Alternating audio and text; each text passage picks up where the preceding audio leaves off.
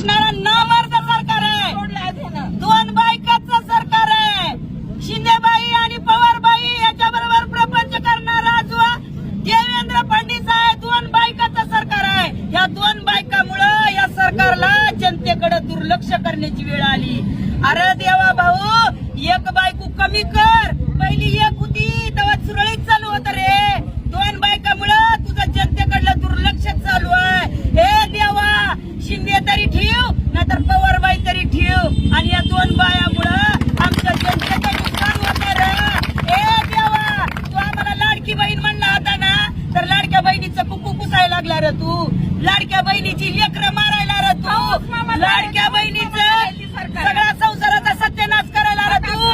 तू आम्हाला लाडकी बहीण म्हणून आमच्याकडनं एक वेळा तरी तू मतदान लाटलाचील ना देवा. एका साडीवर बाई म्हातारी होत नाही.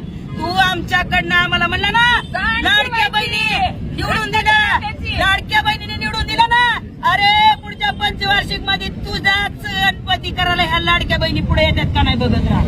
सांग नाही तुला, लाडकी बहीण तुझा गणपती केल्याशिवाय राहत नाही. लाडक्या बहिणीच्या नावाखाली तू निवडून आला म्हणतो रे. तू लाडक्या बहिणी निवडून आला, ईव्हीएम मध्ये